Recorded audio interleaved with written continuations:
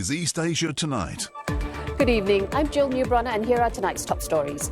China's top policymakers pledge to support companies and workers hardest hit by the US tariffs, urging the country to be ready for worst-case scenarios. Japan also compiling an emergency economic package to limit the impact of duties ahead of a second round of bilateral trade talks with Washington.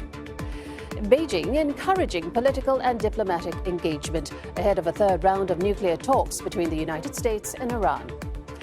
Indian and Pakistani officials confirm an exchange of live fire across a de facto border in the aftermath of a deadly terror attack in Indian-controlled Kashmir.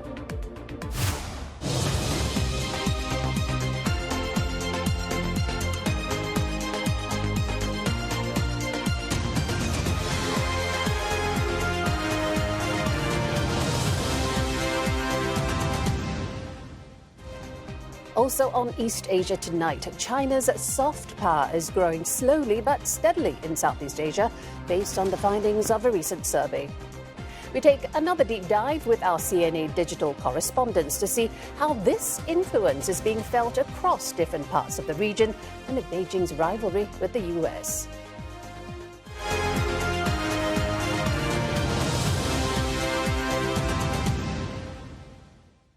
China's top policymakers have vowed to support firms and workers most affected by the U.S. tariffs imposed on Chinese imports. Officials, according to state media, say that the country will stabilize jobs and markets and double down on plans to ease monetary policy and expedite debt issuance.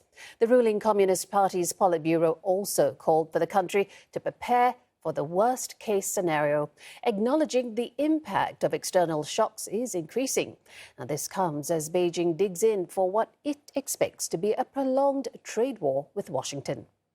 Beijing is calling for confidence and strategy amid what it calls high-intensity trade frictions. Top leaders add that they would first aim to boost consumer spending to reinvigorate its economy.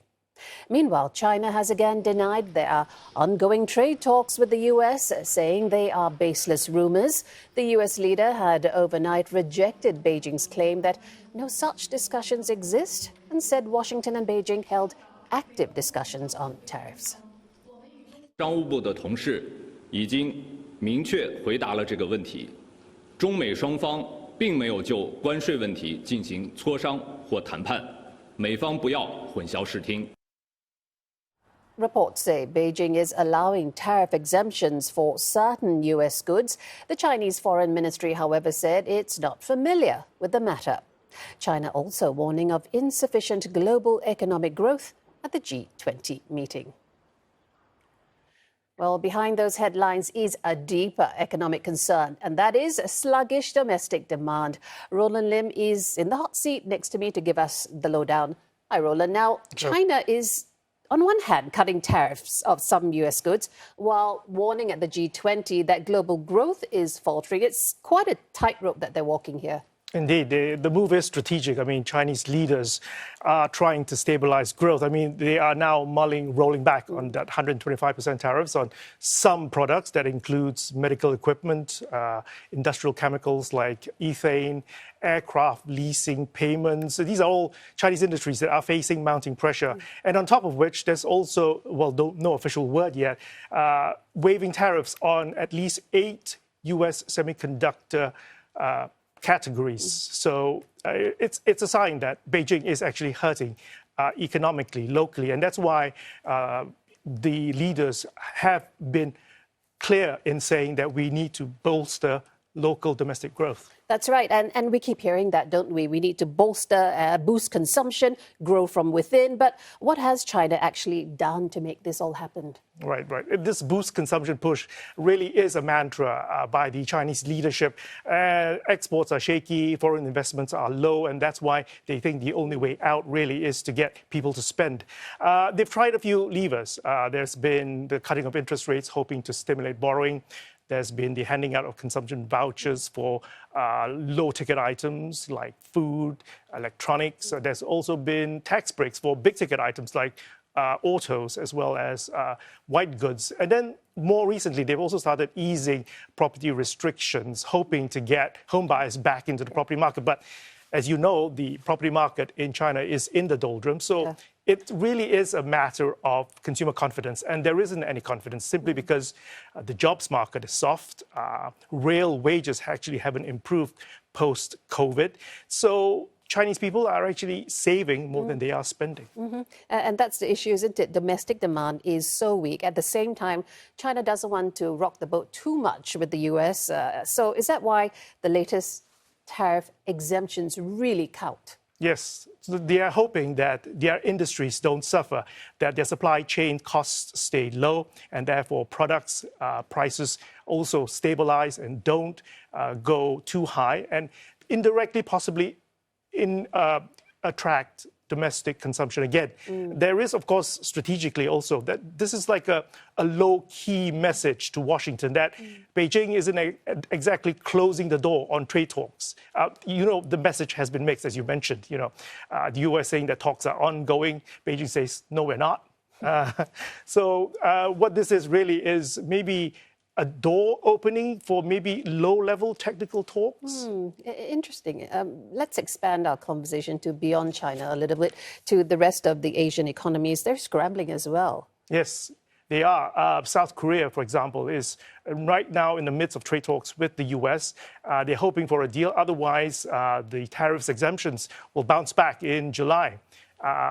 Japanese Prime Minister Ishida has just issued an emergency budgetary package to bolster the economy and buffer it from the tariffs that have been levied on Japan. So they are scrambling. And not to mention as well that G20 meeting, the Chinese finance minister saying that growth would be insufficient. That is China trying to frame this as more a global problem, that it isn't about bilateral trade between the two economic superpowers. Yeah, I understand. Very interesting. We're going to have to leave it there, but we will welcome you back later for the business news. Thanks, Roland. China has backed the International Atomic Energy Agency for its role in promoting a political and diplomatic settlement of Iran's nuclear program. China, Russia and Iran have jointly met the UN agency on Thursday, ahead of a third round of nuclear negotiations between the US and Iran on Saturday. The technical talks in Oman are expected to drill down into how much uranium Iran should be allowed to enrich, what to do with its ballistic missile program, and which sanctions should be eased or lifted. Trent Murray tells us more about what's at stake. It remains one of the Middle East's most prominent flashpoints. Iran's decades-old nuclear program and the wider region's worries about whether Tehran is trying to produce a nuclear weapon. But in recent weeks, discussions between the US and Iran have sought to ease tensions. 2 rounds of talks have taken place. The first in Oman was described as a breakthrough, and the second in Rome saw both sides indicating progress made. They're back in Oman Saturday for round 3. Trump administration 2.0 have been in power since January, has been pushing for new talks, and the Iranians have agreed. For their own reasons, they're not a good place. They also want a deal. So right now we're in the midst of a new kind of flurry of diplomatic activity. In his first term, President Trump scrapped an Obama-era deal made with Iran and several world powers. That agreement, known as the JCPOA, placed significant restrictions on Iran's nuclear program in exchange for sanctions relief. But 7 years after pulling out of the original deal, the White House is once again pushing forward for a diplomatic solution. At the centre of US concerns is Iran's nuclear enrichment program. Experts have questioned why Tehran is enriching uranium to certain levels that go beyond percentages needed to generate electricity for civilian use. Iran has long denied that it's pursuing nuclear weapons. The United States, the Europeans, and certainly the Israelis don't buy into that. They think, well, if you're enriching to 60%, that's way more than you need for civilian purposes. So you're doing this for something else. Either you want to weaponize or you're using this as leverage in negotiations. But as diplomats from both sides prepare to meet for a third round of talks, the threat of military action remains firmly on the table. The The US has increased its force posture across the region in recent weeks, including placing long-range bombers within striking distance of Iran, accompanied by strong rhetoric from the president. I'm for stopping Iran, very simply, from having a nuclear weapon. They can't have a nuclear weapon. And if they have a nuclear weapon, you'll all be very unhappy because your life will be in great danger. US allies have been closely watching the talks, including Israel, which hasn't ruled out launching its own military action to try and halt Iran's nuclear program.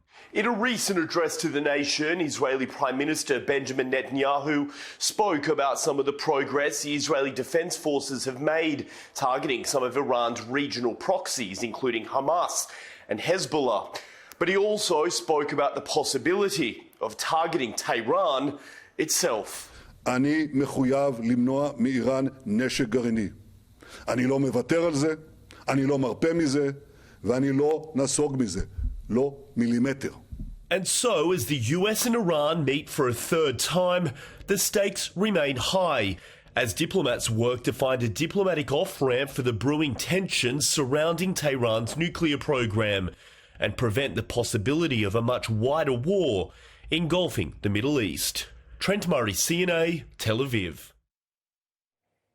Looking beyond East Asia, tensions are rising between nuclear-armed India and Pakistan as Islamabad threatens to withdraw a critical agreement in retaliation to New Delhi's suspension of the Indus Waters Treaty. All of this in the wake of the deadly terror attack this week in Kashmir that killed 26 people.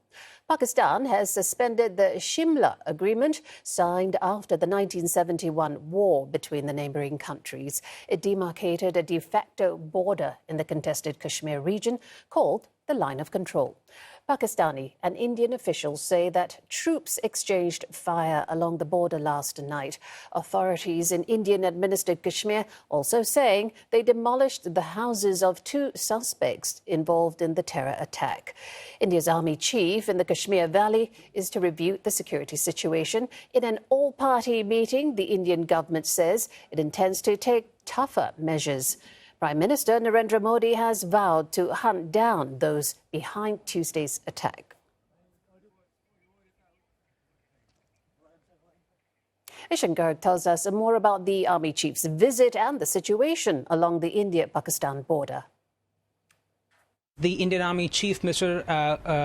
Upendra Dwivedi, he is in Kashmir to review the situation on the ground, and he is being joined by 2 very senior army personnel. He is being joined by the Lieutenant General M.V. Suchindra Kumar, who is the Northern Command leader, and has also been joined by the Chief of Army Staff in Srinagar, and they're also expected to visit at least 2 other areas in Kashmir as well. And the idea is to review the security situation on the ground in Kashmir, because as the Indian Army and the Jammu and Kashmir Police, they have launched a manhunt to find the terrorists who perpetrated the attack earlier this week. The security situation in Kashmir has become a lot more urgent, and that's because we have seen Indian Army units and local police units not only in Kashmir but in also other states like Rajasthan, which also share a border with Pakistan, come into action, and they are constantly keeping an eye on border, because there are expectations and there are some concerns about security situation worsening, especially along the India-Pakistan border. Hira Mustafa tells us how Pakistan is hitting back in response to India's diplomatic moves. Pakistan has also threatened India to withdraw from Simla agreement, which experts fear could lead to a full-scale war. Under the Simla agreement, both the sides govern a de facto border called as Line of Control, which separates Indian-administered Kashmir and Pakistan-administered Kashmir. And if Pakistan exercises its rights, revokes the Simla agreement, then this de facto border will no longer exist, and this could lead to a war, which experts fear South Asian region at risk. International responses pouring in, urging both India and Pakistan to exercise maximum restraint. And in this context, we have seen some statements coming out from the foreign minister in which he stated that Pakistan always wanted to have a good bilateral relationship with India and want to have good trade with its neighboring country. But Pakistan is not going to back down. So much more ahead on East Asia Tonight. Apple reportedly looks to expedite its shift away from China, aiming to source all US iPhones from India.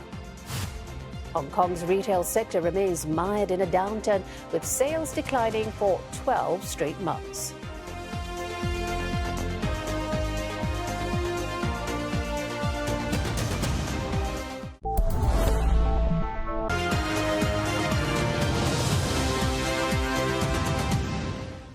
Welcome back, everyone. Roland Lim is standing by with our business news. And Roland, Apple is on the move and they're shifting away from China, but it's happening faster than expected. That's right, Jill.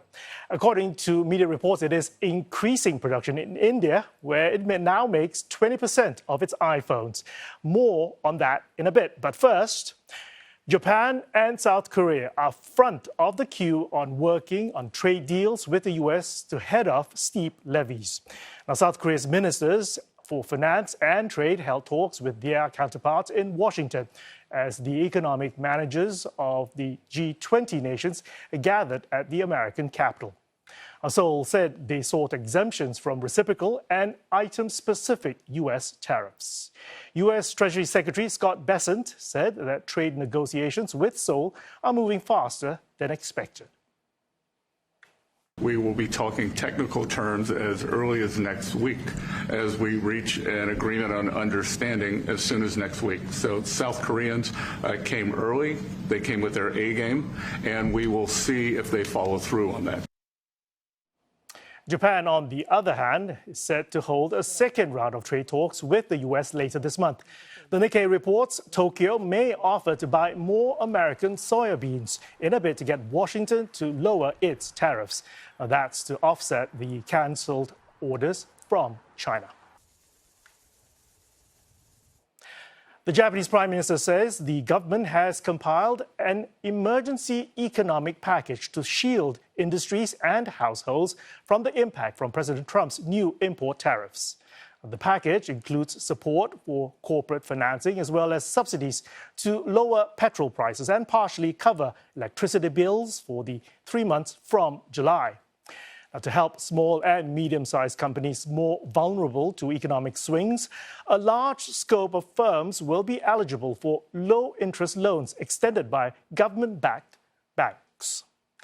The Prime Minister says government will consider additional measures to boost domestic consumption, depending on the impact of the tariffs on the country's massive automotive industry. A Chinese tech firm, Baidu, has switched on its self-developed AI chip cluster, indicating that it is ready to take on training tasks.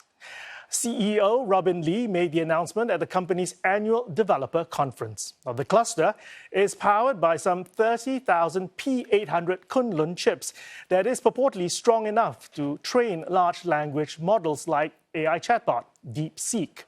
Now, these models require significant computational resources to make them more effective and accurate. Also unveiled at the event is Baidu's latest AI model, that's Ernie 4.5 Turbo, and a new reasoning model to be incorporated across its apps. The launch comes amid heightened competition in China's AI market as tech firms shift focus from foundational development to ways beyond chatbots that can attract and retain users. Now, Apple's plans to diversify away from China could be taking shape faster than expected.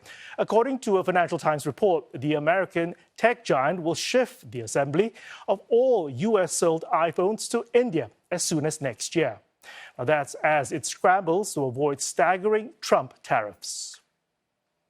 Apple sells more than 60 million iPhones in the US annually. It'll need to double its output in India to meet that target. This would also mean that Apple would have to give up its world-beating production line in China it invested so heavily in. Apple has in recent years been steadily building capacity in India with contract manufacturers Tata Electronics and Foxconn. But the majority of Apple's assembly still takes place in China. Now, some 150 of Apple's top 187 suppliers in 2024 had factories there. The country is hit hardest by US President Trump's, that is, tariffs, now rising to 245% on some Chinese imports. Now, luckily for Apple, though, President Trump suddenly exempted smartphones, computers, and some other electronic devices from his tariffs. But the comfort is short-lived. The devices are still subject to a separate 20% tax rate that applies to all imports from China. Now, tariffs on India, by comparison, are much milder at 26%. And those two are paused until New Delhi pushes for a bilateral trade agreement with the US. Now, Apple has not commented on the report yet. The iPhone maker isn't the only one feeling the pinch of Trump's tariffs. Now, many other major US companies have dimmed their performance outlook as unpredictable levy threats cloud their vision for the coming years. America's biggest phone network, Verizon, says it's near impossible for the firm to absorb the tariff cost, signaling an imminent price hike. AT&T, following suit, the CEO confirms that it's passing the additional costs on to customers, though assuring it will find ways to make the price increase more, quote, digestible. An autos group representing major foreign car makers have implored a reconsideration of that 25% tariff on car parts, citing higher prices of buying and repairing vehicles as well as fewer manufacturing jobs in the US. A few airline groups have reduced their full-year outlooks due to the unpredictability of the current market. However, several businesses remain optimistic in the face of Trump's tariffs. Now, Steel Dynamics welcomed the measures, calling it a leveled playing field now. The Minnesota-based 3M affirmed investors that it will preserve its relations with China and adjust the flow of shipments accordingly. Meanwhile, consumer spending is on the rise, especially on big-ticket items. This as customers front-load their purchases before costs start to go up. However, as consumer sentiment continues to decline, the trend is not expected to last. Hong Kong's retail sales declined for the 12th straight month in February, falling by 13% year-on-year.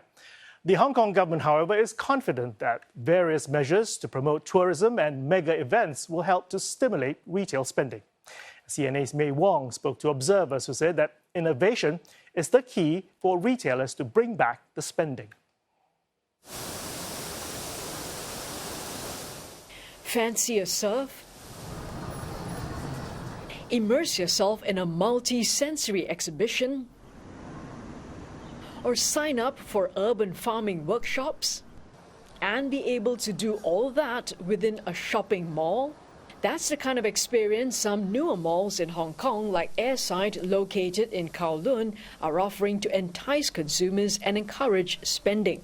When we first created Airside, we want to be a different shopping mall, not a typical shopping mall. So we come up with the ideas and a concept of cultural entertainment hub, integrating cultural experiences, entertainment, and sustainable lifestyle, of course, as well as retail and dining experiences. Nowadays, people are looking for inspirations and excitement when they decide which shopping mall to go to. That's evident as consumers are finding Hong Kong malls too boring, offering similar retail stores. When you go to any shopping mall in New Territory, in Kowloon and in Hong Kong Island, all the same, no difference. I'd rather to shop online and not spending any money in any retail store. I think what would bring us to a mall and spend more is having different shops, some local shops, so that the things that they carry are different from what's out there. Some have also suggested for malls to be more pet-friendly and family-oriented.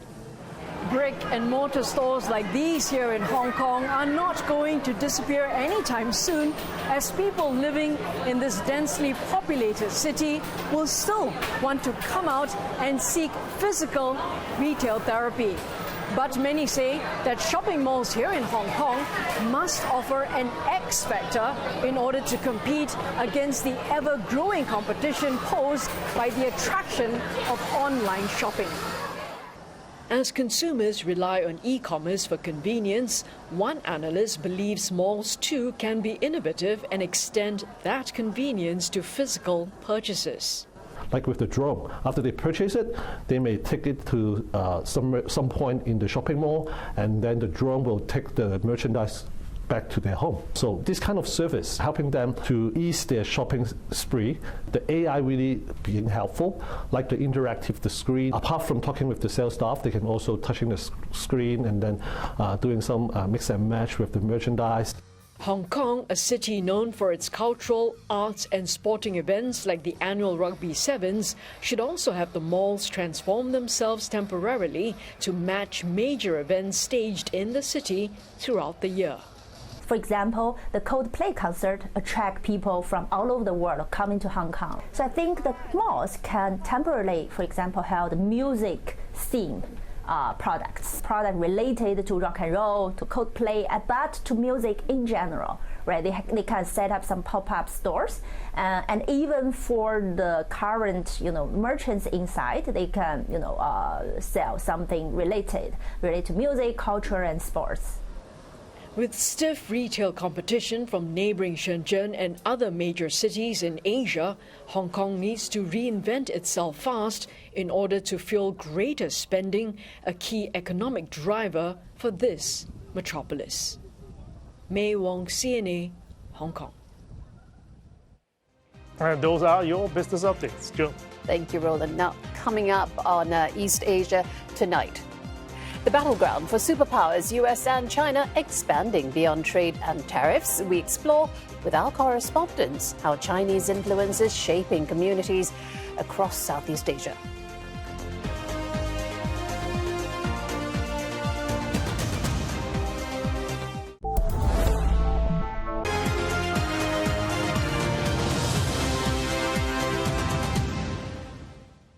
You're watching East Asia tonight. Here are the headlines we're following. China's top policymakers vow to support companies and workers hardest hit by the US tariffs, calling on the country to be ready for worst-case scenarios. Japan unveils an emergency economic package to limit the impact of duties ahead of bilateral trade talks with Washington. And China voices support for the International Atomic Energy Agency for its role in promoting political and diplomatic resolutions. A third round of nuclear talks between the United States and Iran will take place Saturday. From classrooms and communities to diplomacy and retirement enclaves, China's presence in Southeast Asia has never been more layered. A 2025 survey by the IC's Yusof Ishak Institute found that the US has now dislodged China as the region's top choice if countries were forced to take a side. Yet, that same survey points to China's slowly but steadily rising soft power across the region. In our second part look at CNA's China Power series, we speak with our correspondents who have travelled all across Southeast Asia to explore how that influence is being felt and what it means for the future. So I have all my digital colleagues in the studio with me. They are Lee Kim Seong, Bong Sin Ying, and Melody Chan. Welcome, all of you. Nice to have the company. Kim Seong, if we could start with you first. You were recently in Bac Ninh. Now, for our viewers, that's a northern province of Vietnam. And you were meeting with members of all kinds of ethnic communities there, Chinese communities. What were you hoping to understand from your visit, and why this particular group? Why were they so important to talk to? Right. So the survey, as mentioned, found that China is still seen as the most influential power in Southeast Asia, both in economic and strategic terms. So I wanted to find out how Chinese ethnic communities there are making sense of all this. How they are balancing nationality and with their cultural roots, at a time when China's influence is growing in the region. So that brought me to Bắc Ninh. That's a province that's just an hour away from Hanoi, the capital of Vietnam. Now, to understand why Bắc Ninh matters, it helps to know where it came from. A little more than a decade ago, it was a largely rural province, dependent on agriculture. Yep. But today, it's a very different story. It's now a vibrant industrial hub, thanks to a steady stream of foreign investments, much of it from China. So I was particularly interested in how the ethnic Chinese community in Bắc Ninh sees all this. How do they feel about the growing presence of Chinese businesses and expats in their own backyard? So this question is especially meaningful given the history. In the late 1970s, during a period of heightened tensions between Vietnam and China, many ethnic Chinese in the north had to leave. So some of them moved to the south to Ho Chi Minh City. Some other left Vietnam altogether, back to their ancestral homes in China. So in many ways, this trip was about revisiting history and understanding how communities are responding to the changes unfolding around them. Now, Bong, you also have been reporting, but on a different group, Chinese students in particular across Southeast Asia, and how their growing presence is shifting perceptions on the ground. I'm curious as to what drew you to this particular story about students, and what did you find when you talked to them? Jill, for many years, the US and the UK, those were the top choices for Chinese students. But Southeast Asia is rising as one of the first choice because of visa restrictions, rising anti-China rhetoric, and also safety fears in the West. I spoke to several Chinese students in the region, and they all wanted stability, they wanted certainty, and not just for education, but for their futures as well. And Malaysia has seen one of the sharpest increases. It's a 5-fold increase, in fact, from 2020 to 2024. And cost is a big part of it. One year's worth of tuition in Malaysia can be $5,000 compared to $30,000 to $40,000 in the US and the UK itself. But cost aside, one student who is doing his PhD at University in Malaya said that Malaysia is a place where he can learn from different cultures and not feel like an outsider. And Thailand is also drawing in a lot of Chinese students. One student I spoke to who came from An Hue and is now studying in Kanchanaburi told me that she's not confident about surviving China's hyper-competitive system, and so she wanted something more balanced. And also across these, the factors were different, cost, culture, quality of education, but the theme was the same, which is safety, trust, and a sense of belonging. For example, I spoke to one SMU student who came from Wuhan, and she told me that Singapore is a place where she can truly see her future in, and she rejected scholarship offers from top institutions in the US and the UK just to come to Singapore. Well, that is really impressive, and it speaks volumes, doesn't it? And Melody, building on that point about international students in the region, you've been reporting from Chiang Mai. Now, that's a city that's seeing a growing number of another interesting group, Chinese retirees. Now, what brought you there, and what stood out to you during your visit? Yes, Jill. So we are seeing China power not only through, the hard power, its influence is also coming through some soft and also everyday ways. So Chiang Mai, it's one of the most popular city for Chinese retirees in Thailand. And Thailand is also one of the only 5 ASEAN countries that offers retirement visa. So that's why that brought me to Chiang Mai. And I've been speaking to a lot of retirees there, and they told me that their pensions actually go further. They're able to afford a bigger home. They enjoy good health care, and also they like the weather there. The climate is more constant. And we realize not all the retirees from China likes to stay full-time in that country. Some of them will choose, and they adopt a term called the migratory bird style retirement, which means during the colder winter season, they will fly off to Thailand, spend weeks or months in a resort enjoying swimming, golf, and only returning when the weather gets warmer. So all this kind of trends is actually increasing some economic activities in the country, bringing more jobs, local spending, and also more business opportunities. of course, there are trade-offs. You see, the property prices might rise because of the increased demand, and there's also heightened competitions between the locals and the migrants. So it's a mixed picture, but overall, we are seeing that the perception for China is also affected by the everyday choices of the people there. Interesting, Melody. Kim Seong, and this is for all of you here, but let's start with you. What Melody talked about the trade-offs, right? There's good and bad. China's influence, listening to you, no doubt, shaping everyday life in all these places that we've been talking about. But how is it being perceived? More of an opportunity, or are there some deeper concerns? Right, as I mentioned earlier, there are very few ethnic Chinese left in northern Vietnam now, after many left in the late 1970s. But we did manage to speak with several. Interestingly, some had moved there from other provinces in search of jobs and opportunities. You could say it's a kind of reverse migration. So I spoke with this restaurant owner. Her name is Nicole from Ho Chi Minh City. She's now operating a restaurant and a supermarket in Bac Ninh. She's ethnic Chinese Vietnamese and fluent in Mandarin, thanks to her father who pushed her to learn it outside of school. That effort is now paying off. Her businesses mainly serve Chinese expats now working in Bac Ninh. Another example is this hotel staff whom I spoke with. She told me she's earning about 30% more now compared to when she was back in her own village, where jobs are still mostly in farming and handicrafts. And there are challenges too. For example, Nicole says competition from Chinese businesses is intense. They have better supply chains, stronger networks, and they offer higher salaries. So it's making it harder for local businesses to keep up. There are also growing concerns over housing prices and the rise in nightlife and entertainment venues, it being a hub for foreign investments. So some people fear that these are not properly regulated. So overall views are mixed. Some welcome the change, others are more cautious. And we are seeing a similar pattern in other areas. Take Bong's story on Chinese students overseas. We wonder if they know that their presence is also shaping how locals view China. And Bong's been looking into that, and she can share more. Yes, Jill. So actually, most of the Chinese students don't see it that way. They don't see it as they are bringing some form of influence to Southeast Asia or wherever they are based in. But analysts I spoke to noted that the presence of Chinese students in Southeast Asia helps to humanize China.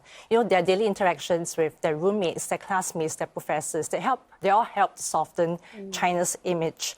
But these are just individual efforts, and they are not part of a state-driven coordinated strategy. So we have to be careful there to not overstate their influence. And geopolitical alignments aren't just going to shift because of educational exchanges. But I must also add that the student exchange is not just one way. More Southeast Asians are also heading to China to study, to live, and they are seeing a China that is more complex and more human than what the headlines often suggest. One Singapore student at Peking University told me that she wanted to step out of her comfort zone and emerge effectively bilingual. And she also said that she was amazed at how open her Chinese classmates are and that they are very curious about where she's coming from. And then there's another student who I spoke to who is currently studying at Zhejiang University in Hangzhou. And she described how the online negativity about China didn't really match her reality on the ground, and that people from strangers to the cleaners are really kind to her. So this two-way exchange, they are not state-led diplomacy, but they are still very powerful in that sense. But the sentiment is also mixed because in most places, Chinese students are welcome. They bring spending power and they enrich the cultural landscape. But there's also questions about whether they are integrating enough and whether their growing numbers will make it harder for local students to access the resources as well. And Melody, I imagine that retirees are facing a different but also a complex and dynamic situation. Yeah, it's definitely a different dynamic, but also equally layered. So we heard a lot about positive things. For example, there's this place called Hangdong. It is a district in Chiang Mai that is very popular amongst the Chinese retirees there. So around the area, there are cafes, stores, and a lot of them reported that there's a small business boom because of these newcomers around the area. Maybe we can hear from what one of them has to say. เปลี่ยนไปเยอะร้านเพิ่มขึ้นร้านแบบพวกร้านกาแฟร้านอะไรขึ้นเยอะเลยค่ะ2 ปีประมาณ2 ปีมาเนี่ยค่ะถนนเส้นนี้แบบคึกคักเยอะขึ้นเลย มากกว่า 50% เกิน 50% เลย Right. And as I mentioned earlier, there's positives, but there are also some trade-offs. Yeah. So some of them are telling me that, the property prices are rising. Experts are saying that the healthcare system in Thailand simply isn't built to cater if there's a large influx of foreign migrants that will depend on the system. So that might have some problems down the road if it's not planned out for. Other than that, on the property sector, for Thailand, they have a law that actually caps the condominium ownership to 49% for foreigners. But some Chinese nationals were reported to be found circumventing the law by hiring some of the, they call it the Thai nominees to hold the properties for them. So that's creating some issues. And elsewhere in Philippines, last year, there has been a case where 4 Chinese nationals were reported to be linked to organized crime, and they were there using the retirement visas. And when the officials looked deeper, they found out that there are 30,000 more other Chinese nationals using the retirement visa, but they are actually under the minimum age requirement. The age is 50, but they're mostly from 35 to 50. Yeah. So that's raising a security issue. So some of the lawmakers are calling for tighter restrictions on the visas as well. All right, interesting. I guess the jury is still out, and the presence of Chinese in this region is still clearly an evolving question. So where does that leave China's influence heading to next? And what should we in Southeast Asian countries be watching out for, Melody? Right. I think it's firstly important for us to note that the survey, the ISIS survey that all our stories are based on, were actually conducted between the period of 3rd January to 15th February. So that's before a lot of major events took place, example, the recent rounds of tariffs from the US. And also because I attended the webinar where they released the survey results. So it happens to coincide with US Liberation Day. So a lot of the panelists were telling us that if the survey is conducted today, we might see a very different result. So we can take note of that. And coming back from the topic that I was focusing on retirement, I think looking forward, we might see a continued trend of more retirees, Chinese retirees coming to the slower paced cities like Penang, Chiang Mai, and they might even go to countries like Indonesia where the visa policy is beginning to ease. The trend is going to be like that, but if we want to see a win-win situation, it will all depend on how it's managed, you know, how the retirees are integrating, how the locals are accepting them, and also how the local governments are sort of prepared for this. So, but ultimately, how China is perceived on the ground will all depend on, how this everyday choices that people are making. Absolutely. And Bong, how do you see this unfolding, and what should Southeast Asia look out for? I think looking ahead, the number of Chinese students in Southeast Asia is likely to grow. Yeah. And we also know that China is becoming more deliberate in its Trump offensive in the region, and that's highlighted in President Xi Jinping's recent Southeast Asia tour.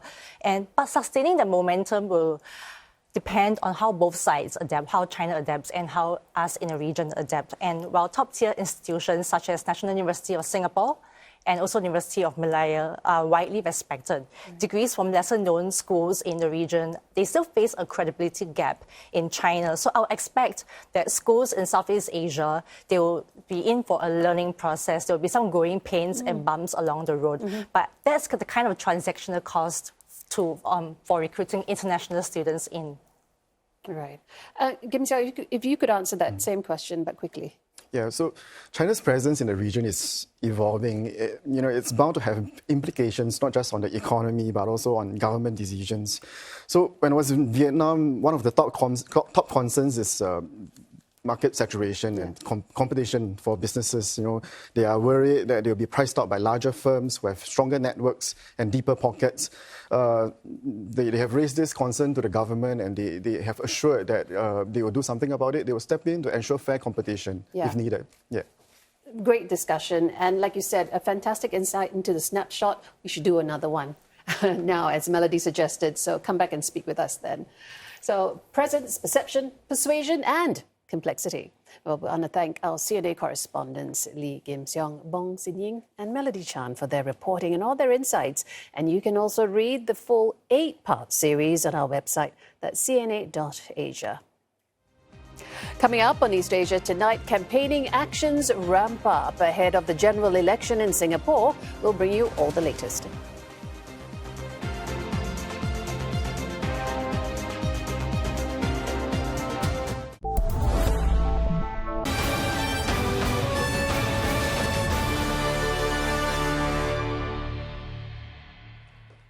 Election campaigning well underway in Singapore, and Shahida Othman is here to tell us all about it. Shah.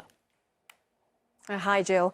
People's Action Party candidate for Marsiling UTGRC, Alex Yam, has called out opposition parties for their demands to roll back the GST hike and not providing proper alternatives for funding. Mr. Yam is Assistant Organising Secretary for the party and Mayor for the Northwest District. He acknowledges their alternative views on policies, but emphasised that the government takes a stand for the greater good of Singaporeans, which sometimes means making difficult decisions. We hear a lot of requests or demands from the opposition. We will roll back, we will do this, we will waive this, but we don't hear enough of how are we going to fund future needs, how is this going to cost in terms of a lot of the programs that we are running. What is the alternative?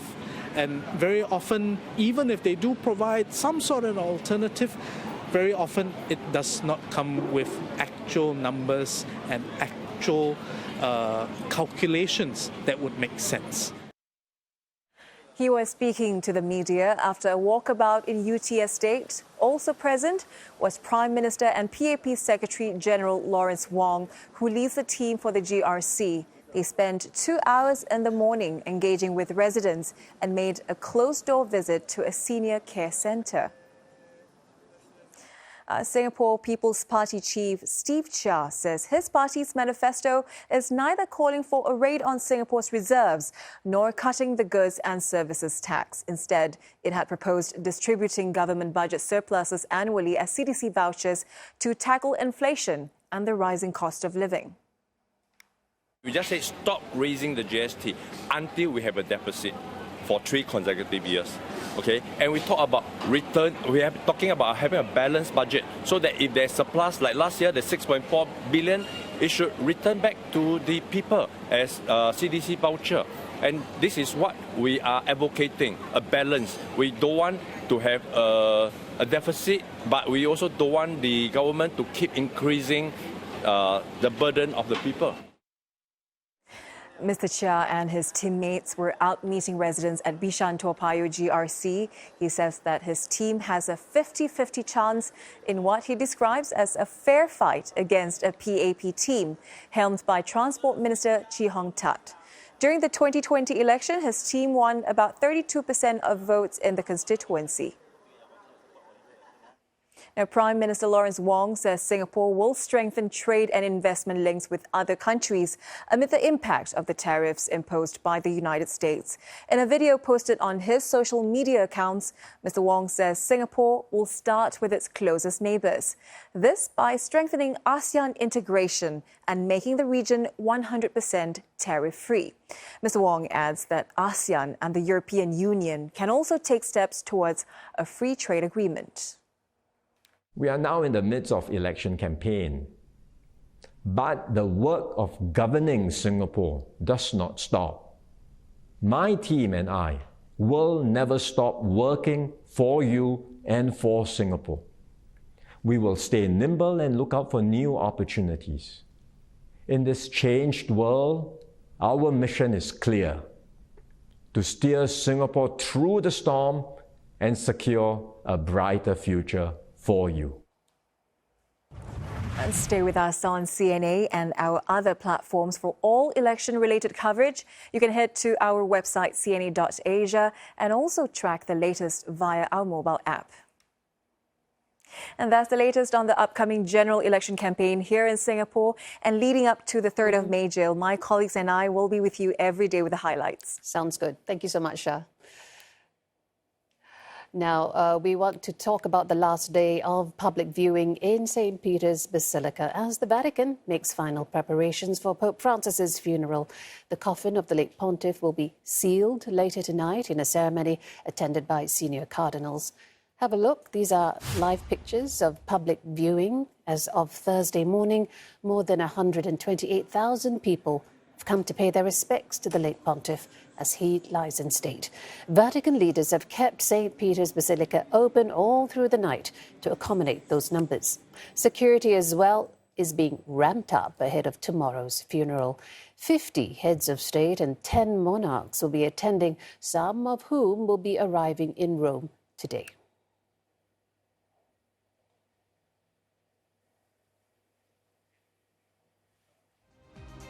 That brings us to the end of East Asia Tonight. Don't forget headlines anytime at CNA.Asia. Check us out also on Facebook and YouTube.